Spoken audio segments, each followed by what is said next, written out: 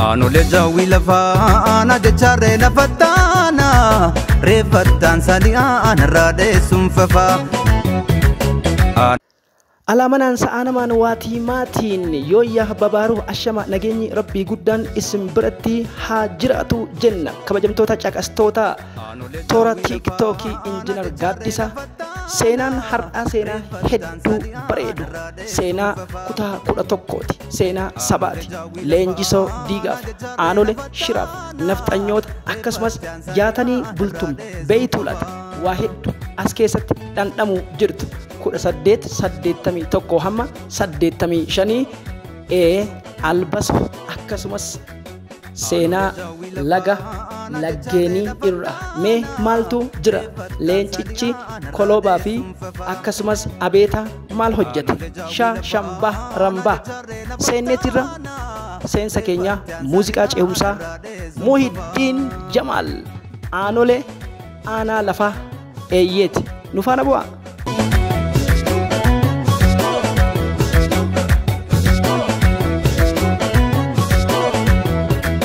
Aanole jawi lafaana jecharre lafatana refatan sadi'an rade sumfafa Aanole jawi lafaana jecharre lafatana refatan sadi'an rade sumfafa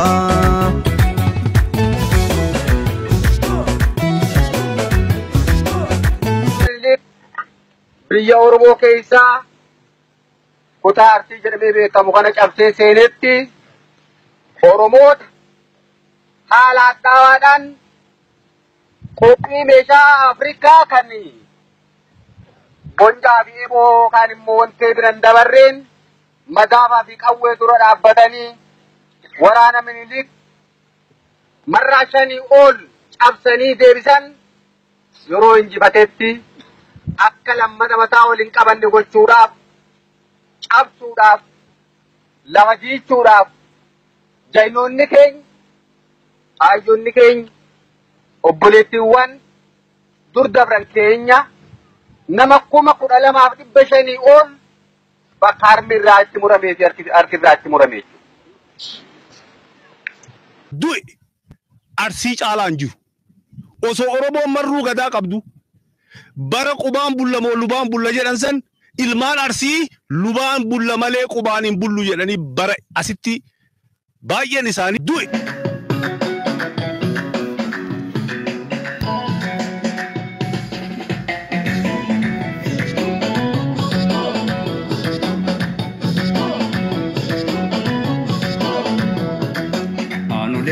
kabajamtoota hordoftoota keenya egaa barumsa keenya bu'uura leenjisoo diigaa godhanneen aanoletti maqaa akkasumas aanaa lafaas bara arsoomni qorsooma keessattuu wayyooma Oromoon jedhee gaafa waamu seenaa sikkoo mandootis cinaadhaan dhandhamaatii wal faana buuna jechuu barbaada mee leenjisoo diigaatii fi aanoleen sirni habashoota maal godhan kan jedhu ilaalla na faana bu'a. Guyyaa boraaf guyyaa morka goonni rasaasarra daddafa goonni rasaasarra daddafa dhiirri rasaasarra daddafa guyyaa boraaf lola aanolee tahee kan akkaan jajjabaa keessaa lolli guddaan bara 1882 lola ulfaataa akka ture seenaan ni hima. Bara kana keessaa roobee diida'aatti bakki Dajjazmaach Amaaraa tokko egaa inni ajjeesuun Arsiin mirga argatus kana booda hoggantoonni jajjaboon akka leenjisoo diigaa waayyuu Aminyaa Muhammad Loodee dilbatoo qilxuufaan lola dhugaa Minilik wajjin seenuu irratti dirqama akka tahetu seenaan dubbata. Eeyyen kabajamtoota hordoftoota keenya kanumaan waliinuu yoo kan nu cinaa dhaabbatu tahe jechuunis garaa jalaan goobana daaceetti ergataniitiin turan garuu goobanaan isa cinaa dhaabbatuun hafee ofii isaatiifuu hokkoo foonii tahe haalli bara 1881 hamma 84 jidduu deemee horii saamuu caalaa kan lolaa raaree moojoo irratti Minilikiin mataa isaa silaa booji'amu akka hin taaneen baafatullee fi dibbeen yookiin nagariitiin isaa Arsiin harkaa fudhatame waan ta'eef sirritti qoratamu malee deeboon haxxee Galaadiyoos Awaash seenuun waraana Nuur Amiiniin booji'amee mataan isaa muramee karra Hararitti fannifamee isa hin mudanneef sodaatameen kutaan Arsii gaarri akka Arbaa Guuguu Cilaaloo hedduu waan qabuuf egaa kanaaf jecha qabbanti isaas rakkisaadha. Kana malees teessumti gaara isaa caala Harariin Baaleen walitti hidhuu ta'uu caala laggeen akka Shananii Waabeen marfatoodha. Eeyyeen aanole lafa aanaa lafaati. Mee Muhiddiin Jamaaliin wal faana deebinaa na faana bu'a. Aanole jaawii lafa aanaa jechaarree lafataa. Aanole jaawii lafa aanaa jechaarree lafataana. Reeffattaan sadii aanarraa deessuun fafaa. Jaalan. Harka muraa fi akkasumas harma muraa aanolee yakka suukaneessaa Minilik uummata Oromoo Arsii irratti raawwate tahuu ragaan ni dhaama. Kanaan wal qabsiiseeti uummata Oromoo Arsii bakka aanolee jedhamutti walitti qabuun dhiira irraa harka mirgaa dubartii irraa immoo harma muruun gochi suukaneessaa kana irratti raawwate. Kanas kan raawwate ajajaa gita bittaa Arsii godhuun kan Minilik ramade Raas Daargee nama jedhamudha. Eeyyeen ajajaan waraana Minilik uummata Arsii nagaa fi araara dubbannaa kottaa jedhee aanoleetti akka walga'an waame. Uummanni nagaa buusuuf jecha yaa'ee walitti qabamee yeroo kana egaa karaa dhiphoo keessaa nama tokko tokkoon akka darban itti himee yeroo namoonni karaa dhiphoo kana keessa darbuu achitti qabuudhaan warra dhiirarraa harka mirgaa muranii warra kaan irraa immoo harmas muraniitiin fannisanii gadi lakkisuun dubartoota irraa harma muruun akkasumas rarraasanii. Egaa namoonni guyyaa sana achitti walitti qabaman tilmaaman yoo xiqqaate hanga nama 1,000 yoo ta'an barreessitoonni tokko tokko garuu hanga 3,000 illee baay'achuu danda'u jedhaniitiin barreessan. Uummanni nagaa dubbachuuf waan dhaqeef ofirraa ittisuufillee meeshaa waraanaa hin qaban ture. Gocha kana warri abashootaan raawwataniif uummata Arsii haaloo ba'uudhaaf salphisuuf uummanni Arsii leenjisoo dhiigaan durfamu waggaa 8 loltoota Minilik moo'ee waan deebiseef kana haaloo ba'uuf godhan.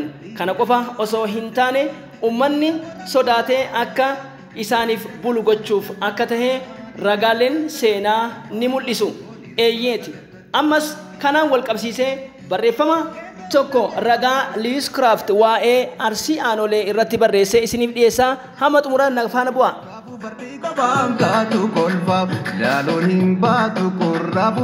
Eeyyeet kabajamtoota hordoftoota keenya haa ta'uuti haalonni gurguddoon bakka sanitti raawwataman gosoonni Arsii guutuun egaa maarree eega wal waamananii booda waan wal bira kaayataniit galantu jira jedhama. Egaa haa ta'uuti malee gabaasan barreeffama gurguddoo Riichaard Lewis faarraa argadheen Arsiin lolee dhuma malee hin gabbarru jedhee Arsitti garee Minilik biraa deeme keessaa suufaan akkamitti diina meeshaa baraatiin hidhatee dura dhaabbachuu dandeenya kan jedhu jechuun mormii kaafnaan kan ergamneef dhiisnee gara diinaa goree nu sodaachisuuf deema jennaan egaa eegdotuma waraana isaa keessaa tokko bakka rafutti ajjeefamee argame.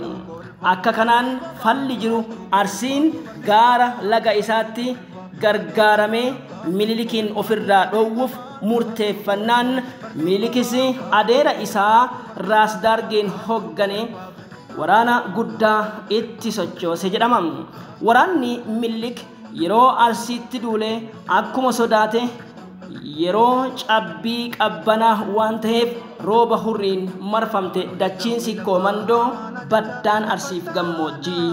Egaa kana qofaa miti loluu dhiisi mataansaa Arsii marfamuu hubatee hamma birraan dhufee qabbanti bahuuf jecha boolla cimaa yookiin mishiggii fardi hin utaallee qotatee yeroo eeggatu eegale. Egaa Arsiitti eega suufaan ajjeefamee tooftaan leenjii soofaan waraana Daargee harka kennisiisuu itti fayyadamnaan guutumaa guututti marsanii balleessan. Qabbanaa fi cabbiin hifachiisee akka harka kennuudha.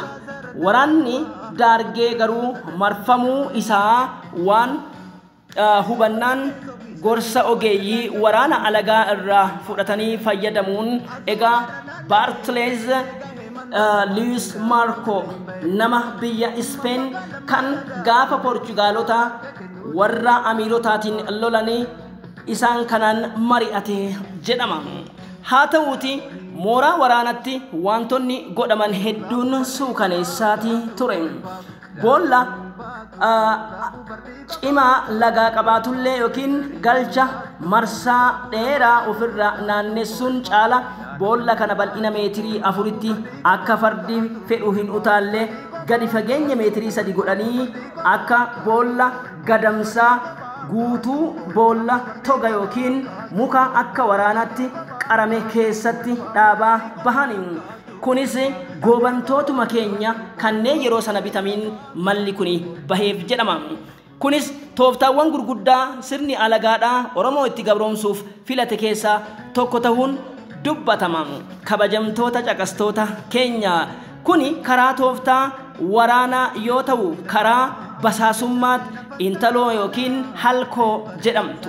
Halko naannoo sanii baaltamboo yookiin baala qorondee fi aannan gurgurtuu kan dhiirsa hin qabne dammayfatanii sababbiin qorondee waraanaa gurguruun eega tahan booda hojii basaasummaa yookiin jaajusummaaf bobbaasanii erganii isii keessaan waan Arsiin keessa jiru qorataa turuun booda irratti waraanni Arsii isaan marsuu itti gabaaftee jennaan deebisanii isima san itti erganii guyyaa sanbataa waraanni Daargee ayyaana waan kabajuuf hatattamatti yoo itti sochooftan harka qaqqabuu dandeettan jechuun Arsii sobdee mishiggii Arsiin oduu isaa hin qabne faradoon hin utaalletti gulufee akka seenu taasisuun waraanni Arsii 1,200 caalaan boolla qopheeffatanii faradoon gulufetti dhumuuf calaafamuu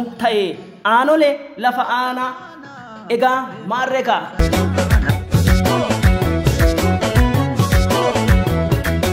Aanolee jaawwi lafa aanaa jechaarree lafa taana reeffattaan sadii aanarraa dheessuun fafa.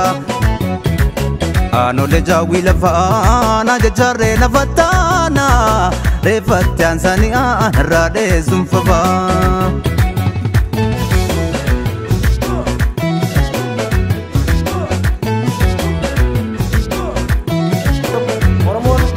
Isaa eebbisu hambaa waa hunda hambifachuufi egaa onnee leenjisoo harka leenjisoo ija leenjisoo gurra leenjisoo isiniif haa kennu jechuun gootummaaf hayyummaa leenjisoo mirkaneessuudhaaf leenjisoon gosa Arsii Kolooba jedhamtu keessaa dhalatee kan guddise garuu gosa harmee isaa Abeeta akka ta'etu himama.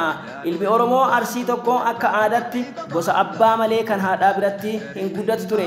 Haa ta'u malee wayita inni ijoollee turetti abbaan isaa waan irraa du'eef haati isaa maatii ishee bira fiddee keette. Leenjisoon gosti abbaa isaa Koloobni waan isan guddisiniif aarii qaba ture.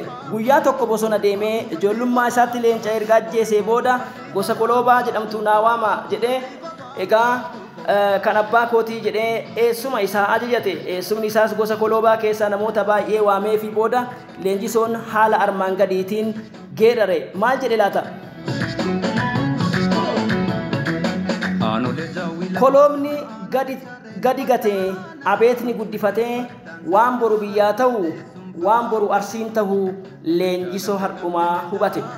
Koloobni gadi gatee Abeetni guddifatee waan boru biyyaa ta'u waan boru Arsii ta'u leenjisoon har'umaa mul'ifate. Leenjisoon kana jedhee kan geedhare gosa abbaa isaa Kolooba gaabbii keessa galchuuf gootummaa leenjisoo tan guyyaa keessa dhufte osoo hin taane tan ijoollummaa irraa waliin guddate ta'uu seenaan sirriitti nu barsiiseeti jira. calaqqeewwan ilmaan Oromoo warri seenaa baratan. Eeyyeen gaaf leenjisoon du'e uummanni sikkoo mandoo kan waabee gamaaf gamanaa marti yaa'ee boohee imimmaan calaaseetiin waan addaa dubbate. Maanguddoon tokko seenaa isaanii faarsuudhaaf akka armaan gadii jedhani. Waan akka leenjisoo homuu hin qabne warri midhaan nyaatu nuuyyuu hin hafne. Eeyyeen waan akka leenjisoo homuu hin qabne warri midhaan nyaatu yoomuu hin hafne. Hiikkaan dubbii tanas leenjisa soonaa yoomuu hin duune hojjeteera waan ta'eef hin duune kan du'e immoo nuyi warra seenaa osoo hin hojjetin midhaan nyaatu kan qabsoo keenyaaf midhaanii fi bishaan ta'e malee jechuudhaan leenjisoo heexoo isa irraa dhiyeenyatti kan argamu naannawa Dodotaatti akka dhalate ni himama. Goonni du'us seenaan isaa bara baraan jiraata. Barab guyyaa morka goonni rasaa sarara daddafa goonni rasaa sarara daddafa dhiirri rasaa sarara daddafa guyyaa barab guyyaa morka goonni rasaa sarara daddafa dhiirri rasaa sarara daddafa goonni rasaa sarara daddafa. Keroo nageessoo kiisa dhiira wayyalaa yoo na singene barri ilmaanaya. Azule ranana he atelega he mandonga manjira dombrimbe mamma gala madada jole dida harka kenudi de gana amamba lalor himbatu